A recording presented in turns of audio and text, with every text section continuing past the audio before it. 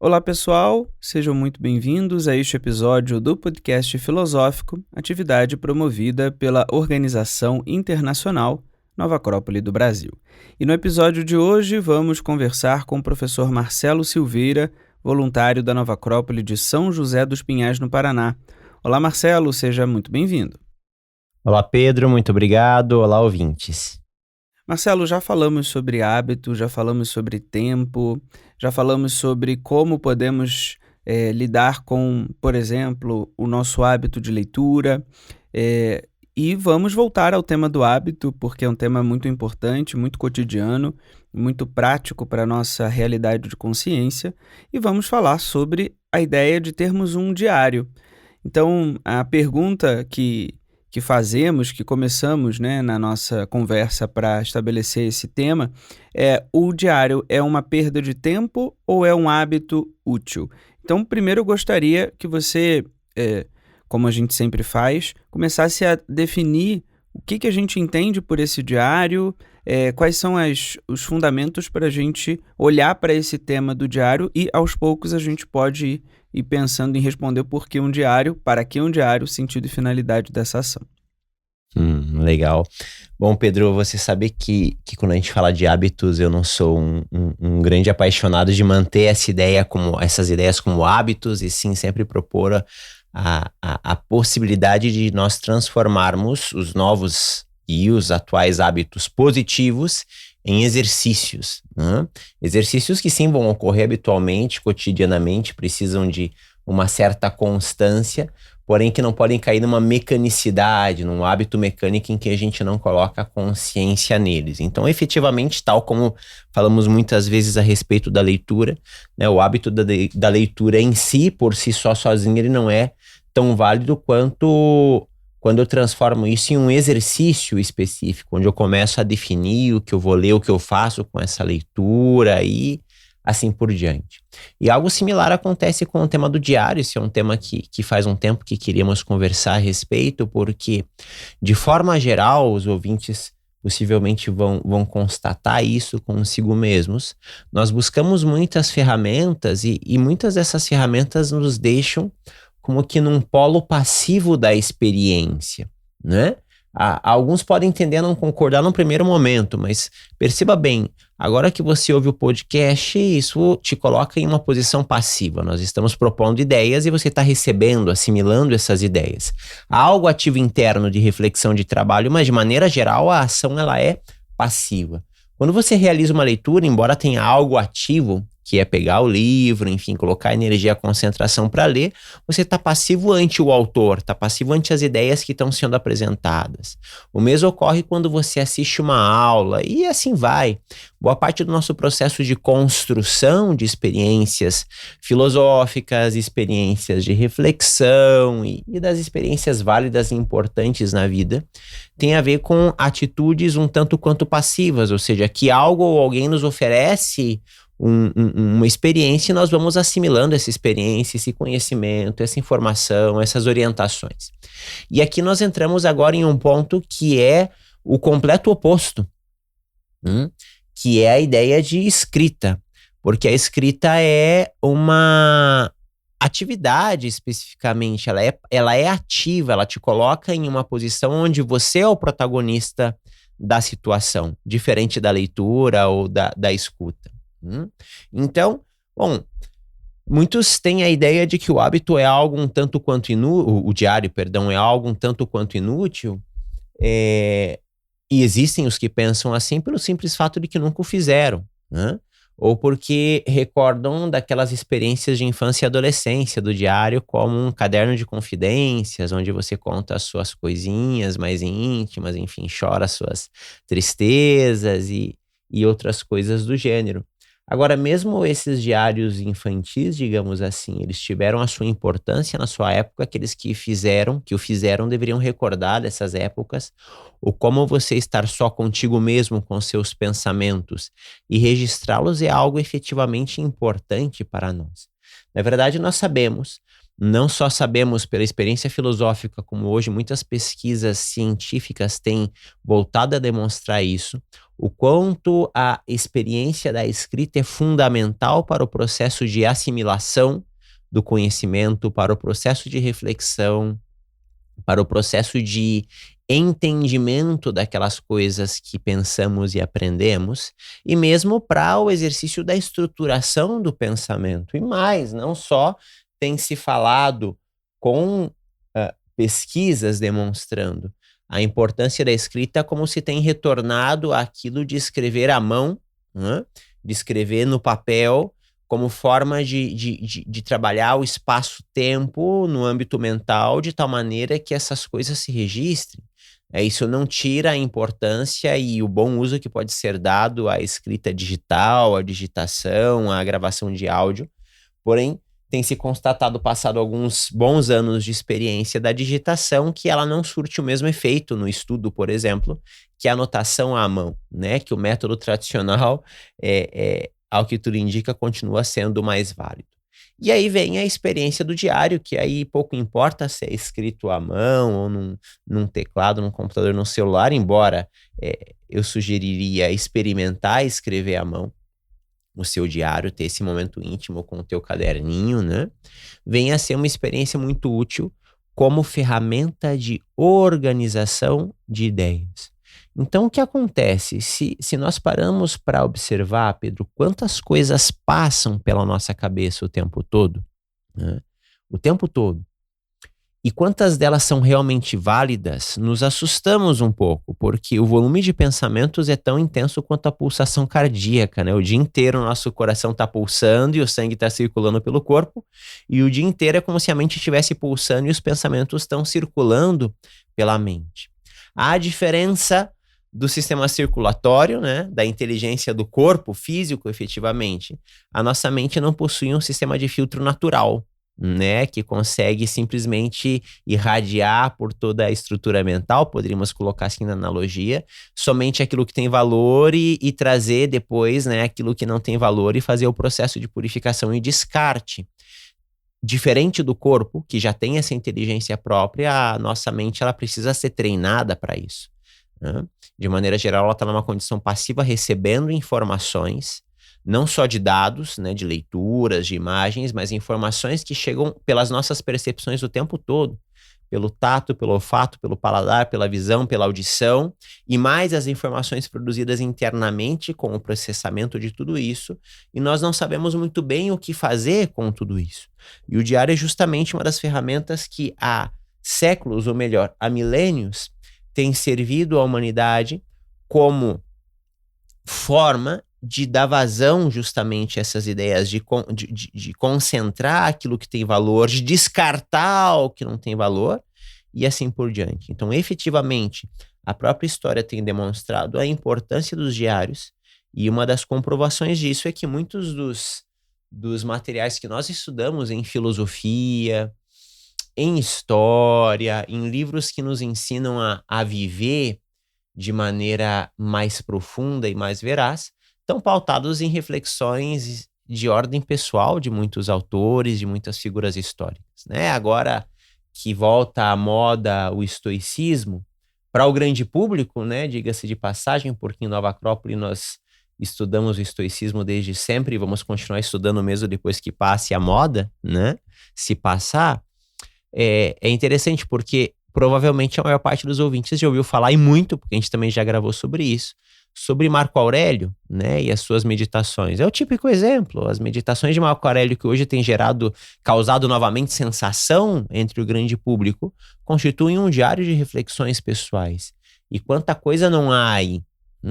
Porém, a gente geralmente olha para essas coisas como se fosse uma obra literária que a pessoa escreveu pensando em que outro leria.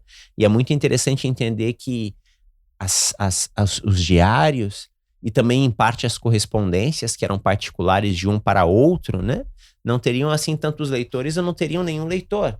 E aí podemos imaginar o seu autor em um contexto específico, passando por certas experiências, por certas provas, e isso é muito enriquecedor. E nos recorda e nos alerta para o fato de que também nós, podemos passar por essas experiências e tirar bons ensinamentos, boas reflexões e boas soluções das situações cotidianas. Esse ponto é que eu estava refletindo enquanto você falava, Marcelo. Claro, Marco Aurélio me vem, né, como algo muito direto na história, mas vemos outros filósofos que deixaram, não só filósofos, mas, por exemplo, Da Vinci, que deixa o seu manual, a sua forma de lidar com as coisas registrado.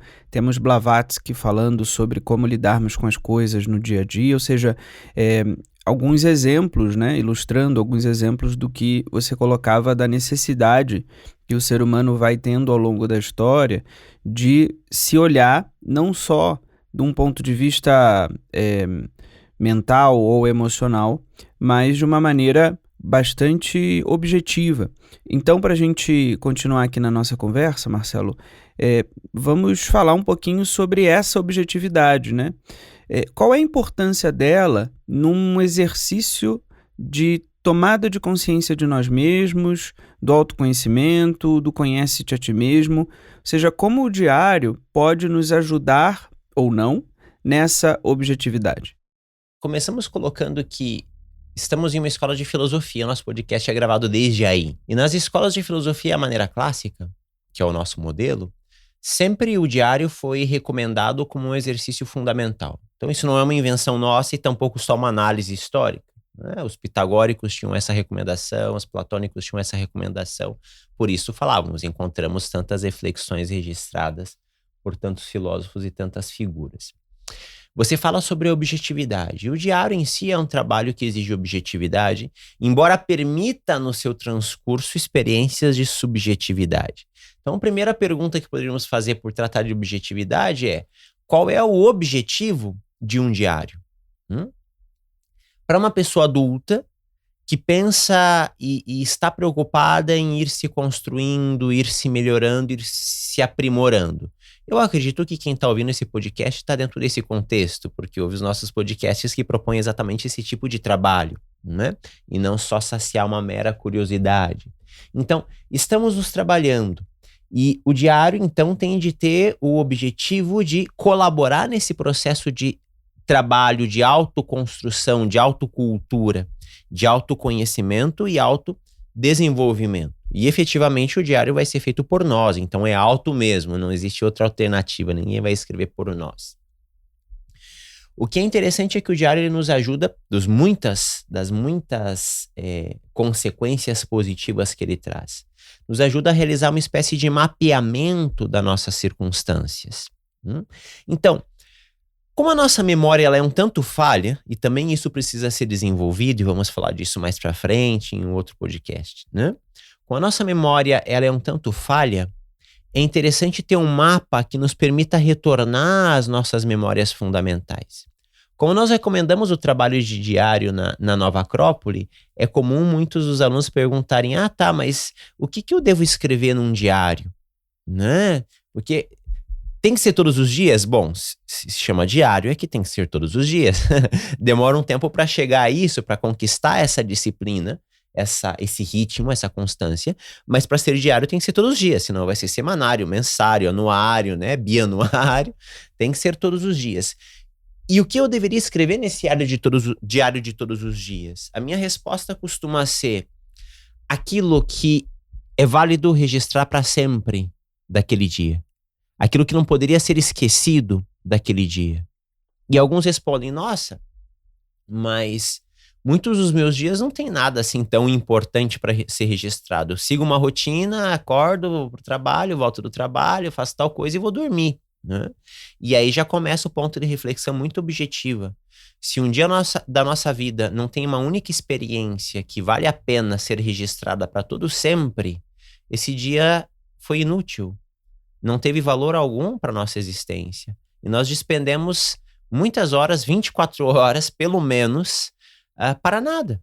Para mera sobrevivência que enfim, não nos coloca numa condição diferente da condição bestial, né, de mera sobrevivência, efetivamente. Então, a primeira pergunta é: o que no meu dia vale a pena ser registrado para sempre? E se eu não encontro algo, vou ter de começar a promover esse algo. E não me venham, senhores ouvintes, com a história de que não tem tempo e não tem condições. O Pedro chamava atenção agora, por exemplo, para os cadernos do Leonardo da Vinci. Uma coisa que eu adoro refletir justamente sobre a ideia de que figuras tão geniais como um Da Vinci, um Goethe, ou um Platão, ou uma Blavatsky, ou quem vocês queiram, dos que vocês admiram, dos grandes, grandes gênios e dos grandes mestres da humanidade, todos eles eram seres humanos que tinham necessidades rotineiras tal como nós. Então, seguramente todos eles iam ao banheiro, tinham que fazer o asseio, tomar banho, se alimentavam, lavavam louças, etc, etc, né? Limpavam a casa e essas coisas todas. Não imaginemos os gênios, né? Dentro de uma redoma de vidro luminosa e todo protegidos, vivendo de luz, porque também precisavam viver. É muito interessante ver nos cadernos do Da Vinci, é muito interessante quando você pega a parte não tão genial assim, em que ele tá irritadíssimo com a situação de uma herança que ele tinha para receber e não consegue resolver em função da maldita burocracia da época. E olha que era 500 anos atrás, né? Um pouco menos. E das ajudas que o seu colega Maquiavel deu, eles eram amigos, né? E que não ajudaram em nada. E aí ele não rompe a amizade, mas fala, olha, tuas ideias em termos de resolução dos problemas não me servem. Isso tudo está de alguma maneira registrado. Isso é muito interessante, ver que tem os seus altos e baixos e que tratou de solucionar o problema e registrar também essa irritação e o como ele estava lidando com essa irritação, que não só agora está com a situação em si, mas também com aqueles que começaram a corroborar para esse processo, tentando ajudá-lo, e no fim só dificultaram o processo. E o como agora ele vai filtrar isso e tentar manter a amizade sem permitir que a ajuda, que não foi assim tão útil, interfira nessa relação de amizade, nessa relação de camaradagem. Então vejam quantas coisas ricas aí, porque são coisas pelas quais nós passamos todos os dias. Então eu gosto de imaginar como os grandes mestres lavavam as suas louças. Gosto de imaginar isso. Ou tomavam os seus banhos. Porque quando eu penso num Da Vinci ou num Platão lavando louças, isso de certa maneira me leva à possibilidade de irmanar-me com eles, né? E de talvez pegar essas coisas que parecem tão comuns e ordinárias e transformar em experiências realmente válidas. Porque às vezes de lavar uma louça, de tomar um banho com certa tranquilidade, pensando em não purificar só o corpo, aliás, pensando em purificar o corpo, porque a gente não costuma pensar nada útil no banho, né? Tem que pensar em purificar o corpo, em limpar o corpo, também em pensar em que a água leva as emoções negativas, leva as ideias negativas ou que não tem valor, as imagens que estão perturbando a minha mente, a ansiedade. E bom, fazer dessa experiência rotineira uma experiência extraordinária, uma experiência realmente válida. Isso cabe num diário. É isso que cabe num diário. Ou aquela conversa que você teve com uma pessoa e que resulta em uma ideia e teríamos que ser capazes de sintetizar depois da aula, depois da conversa, depois da discussão, do debate. Olha, o que fica de importante. E aí colocar no diário. Alguns vão dizer, Pedro, isso ainda é muito difícil para mim. Certamente. Para quem nunca andou de bicicleta, a primeira tentativa vai ser, geralmente não vai ser assim tão exitosa. Porém, de tentar inúmeras vezes e aprendendo os macetes do equilíbrio, a gente aprende a andar de bicicleta. E com o tempo, os tombos não serão mais tão comuns. A gente domina o equipamento. De igual maneira, para qualquer outra coisa, e para o diário vai funcionar assim. Então, uma dica muito válida e que se relaciona a essa ideia da objetividade é, por exemplo, você tem ali o seu caderninho, que é importante que ele esteja contigo sempre ou em um local que você o veja sempre, né? Para que possa lembrar de escrever, porque se você esconde, você não lembra que existe, né? E coloca ali um marca-página, alguma coisa, um papelete, um post-it, com 1, 2 ou 3 perguntas muito objetivas que para você sejam importantes. Se você não tem perguntas claras que para você sejam importantes, eu dou algumas que podem ser úteis para todos os seres humanos. E que você possa, ao final do dia ou ao início do dia, revisando o anterior, responder de maneira objetiva. Perguntas, por exemplo, você mentiu hoje? E se obriga a responder simplesmente sim ou não. Se desta resposta surgir alguma reflexão, ótimo, você pode escrever a reflexão e o diário começa a se construir. Mas se não, que todos os dias a gente responda uma pergunta objetiva como essa. Eu menti ou não menti hoje? Eu fui realmente ilibado, como eu gosto de usar esse termo, né? Incorruptível, ou tive alguma corrupção no meu dia? Eu realmente estive concentrado nas coisas importantes ou me dispersei? E outras perguntas. Eu fui bom? Teve algum momento do meu dia em que eu fui efetivamente bom ou efetivamente mal? Perguntas objetivas que me permitam responder com sim ou não sei, não consigo perceber, e que vão gerando uma espécie de caminho para a reflexão sobre nós mesmos com o tempo. Porque, efetivamente, todos nós, ao longo do dia, tendemos a mentir em algum momento. Vamos perceber isso com o exercício do diário. Alguns dizem, não, eu não minto. Faça o exercício do diário para perceber o como a nossa mente tende a nos obrigar a mentir. Nem que seja o concordar que sabe onde fica um lugar que você não sabe e depois procurar no Maps, né? No Waze, alguma coisa assim. Porque vamos perceber que a nossa mente, ela nos engana. A pessoa, sabe onde fica tal lugar? Você, sim, claro. E depois a gente se pergunta, por que eu disse que eu sabia, se eu não sabia? Por que essa tendência à mentira? Se em pequenas coisas eu sou assim, em grandes coisas talvez eu também possa ser. E aí a gente começa a trabalhar com a ideia de veracidade em nós, e de maia, de ilusão, de fantasia em nós.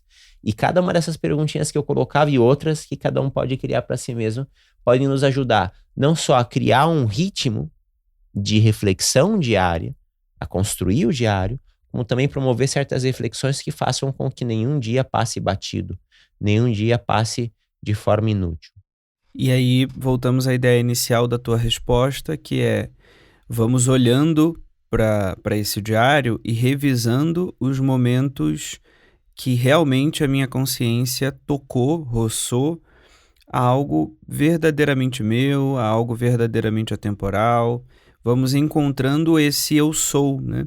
Muitas vezes a filosofia nos propõe perguntas do quem eu sou. E me parece que o diário e outras práticas muito concretas que a filosofia e as tradições filosóficas propõem nos ajudam a afirmar o eu sou, né?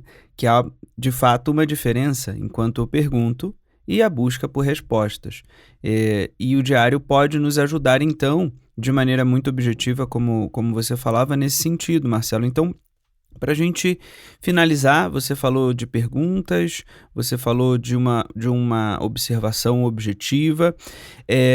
Para a gente ir caminhando para o final da nossa conversa, há riscos da gente se olhar dessa maneira muito, muito direta, né? Que preparos a gente precisa ter para esse exercício do diário, né? Que pegadinhas a gente pode cair nesse exercício de ir para essa autoinvestigação, mas não tão bem preparados assim.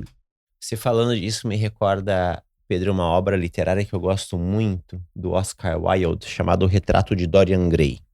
Fizeram um filme que quase consegue mostrar a história. Precisamos contar rapidamente, né? O Retrato de Dorian Gray é uma fantasia, né? Um livro fantástico em que um pintor apaixonado por um jovem pinta o retrato desse jovem e de alguma maneira captura a alma do jovem nesse quadro. E a partir daí o jovem fisicamente se torna imortal, não envelhece e nada do que ele faz impacta a sua estrutura física, as suas feições, enfim, aquelas coisas típicas de que vão acontecendo com o tempo. E, bom, o jovem percebe isso, que na verdade quem recebe esses impactos todos é o quadro. E acreditando-se imortal e acreditando-se livre para fazer aquilo que bem entendesse, começa a testar cada vez mais as possibilidades e chegar a âmbitos muito perigosos. E como ele é muito sedutor, todos se apaixonam por ele, ele nunca envelhece, né? O quadro vai se transformando em uma espécie de monstro que representa a sua alma, enquanto ele externamente continua jovem e perfeito durante longo tempo. Vou contar o resto para não dar o spoiler, né? Para quem quiser, vale muito a pena ler essa obra, O Retrato de Dorian Gray. Eu penso que todos nós temos o nosso próprio retrato interno, que muitas vezes, tal como o Dorian Gray, nós vamos lá e colocamos uma cortina sobre o quadro e escondemos em algum sótão porque não queremos olhar, não queremos ver, porque esse retrato interior mostra quem nós somos efetivamente. E nós efetivamente não somos só aquilo que mostramos para a sociedade. Mas ainda em um momento em que nós gostamos e nos acostumamos à ideia de forjar imagens e fingir estar fazendo ou ser algo que efetivamente não fazemos ou não somos, né? É incrível porque parece que é a época em que mais existem leitores na sociedade, por exemplo, mais pessoas reflexivas, mais pessoas preocupadas com o mundo, com a sociedade, com a política, mas os resultados práticos na sociedade não têm se apresentado de acordo a isso, não é? Então, com um pouco de análise, a gente percebe que estamos vivendo uma espécie de grande ilusão. Não que não existam pessoas boas e que estejam mostrando a validade daquilo que fazem, mas o fato é que nós sabemos, as métricas do mundo digital e do mundo orgânico também já têm se acostumado a isso, estão pautadas no como eu me mostro, e mesmo antes das redes sociais, turma. É o carro que você tem, a roupa que você veste, o estilo que você penteia o cabelo, o corte que você faz, que dita quem você é. Então a gente vive já há muito tempo, antes da internet, em uma cultura de imagem. E essa cultura de imagem, a qual todos nós estamos condicionados, nos impede muitas vezes de enxergar esse retrato interior. E é curioso porque talvez, se enxergarmos, você perguntava os perigos, né? Se olharmos para dentro efetivamente, o diário vai promover isso, senhores e senhoras, o diário vai promover isso inevitavelmente. Nós vamos nos confrontar talvez com imagens não tão agradáveis quanto gostaríamos. Vamos descobrir que em nós existe muito egoísmo, existe ciúme, existe cólera, existe raiva, existe preconceito. Ah, eu não sou preconceituoso. Olha, talvez não seja com os preconceitos mais claros, mais nítidos, que são apontados o tempo todo, mas lá dentro vai encontrar preconceitos, vai encontrar vícios, vai encontrar um monte de coisas, porque isso faz parte da experiência humana e mais, faz parte da experiência humana principalmente enquanto nós não começamos um trabalho de autorreconhecimento e autopurificação, em que a gente começa a se liberar dessas coisas, a se redimir dessas coisas, a colocar essas coisas para fora, através de ações realmente válidas, que constituem uma das melhores formas de purificar esses processos. Então, qual é o perigo? O perigo ao escrever um diário, vamos colocar dois aqui.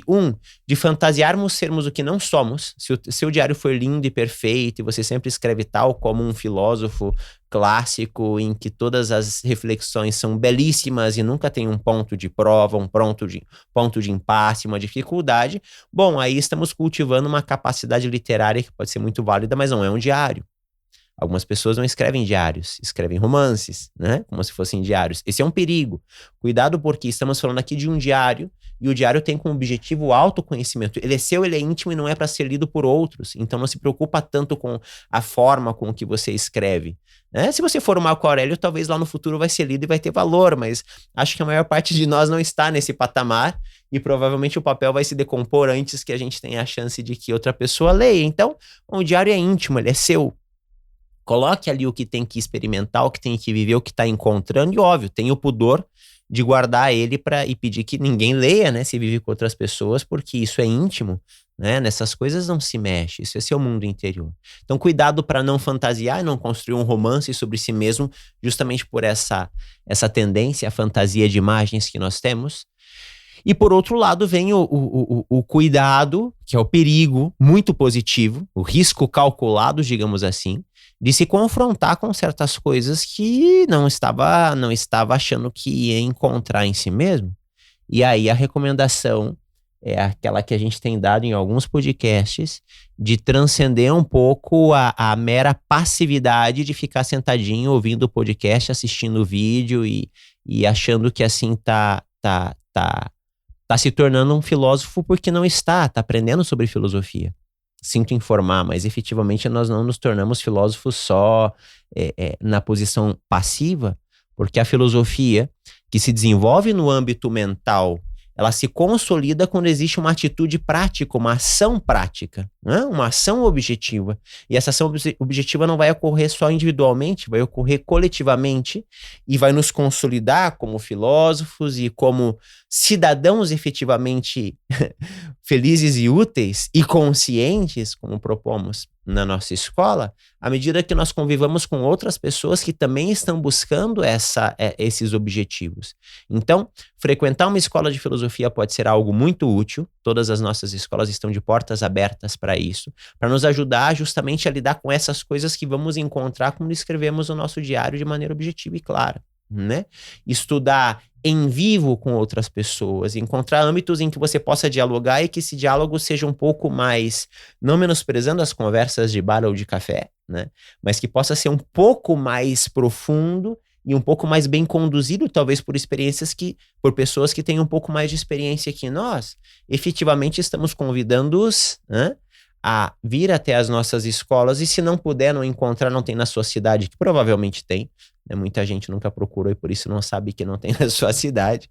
É bom procurar outros meios, outras pessoas e achar uma forma de consolidar-se em grupos de leitura, que existem hoje vários, mesmo que sejam online, em trabalhos voluntários que sempre existem, em todos os lugares tem campos para trabalho voluntário, e tratar de se colocar em marcha, se colocar em movimento, porque esse é o risco. Estamos falando da ideia do diário como algo importante e fundamental, não é uma perda de tempo. Vamos começar sozinhos, o diário sempre vai ser sozinho, porém os resultados disso envolverão uma atividade prática, envolverão a busca por alguém que possa nos ajudar a nos conhecer melhor, a controlar certas coisas, enfim. É justamente uma atividade de risco, geralmente calculado, que pode ser facilmente trabalhado, e justamente por nos colocar em risco, nos tira dos âmbitos de excesso de conforto, excesso de comodidade, e nos colocam em outros âmbitos em que nós realmente marchamos e aprendemos a crescer, a avançar. E tudo tem um preço na vida, obviamente. A natureza funciona com economia fechada, vai exigir uma certa energia de nós.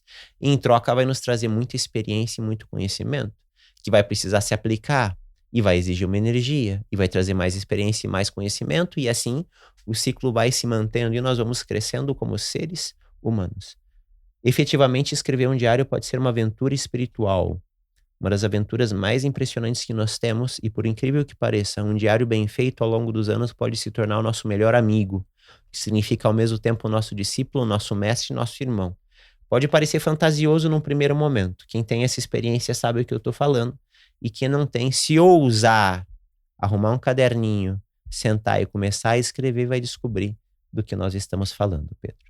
Então, finalizando esse podcast com essa reflexão importante que o Marcelo traz, enquanto você falava, Marcelo, me ocorreu os poetas, os autores que começam os seus relatos com querido diário. Então, talvez possamos terminar esse podcast agradecendo ao querido diário pelas oportunidades e começar um laço, né, com essa experiência, como você bem colocou para nós, Marcelo. Então, te agradecer a essa reflexão sobre o diário e convidá-lo sempre para as próximas oportunidades, Marcelo. Eu que agradeço pela oportunidade, espero que as nossas conversas estejam sendo úteis aos nossos ouvintes. Até breve. Até breve, Marcelo. E para quem ouviu esse episódio, quer nos conhecer melhor, quer saber um pouco mais sobre as nossas sedes, onde estamos pelo Brasil e pelo mundo, basta acessar o nosso site, que é o nova-acrópole.org.br. E se você quer ouvir outros episódios do nosso podcast filosófico, basta acessar o site do nosso podcast, que é o nova-acrópole.org.br/podcast. Até a próxima!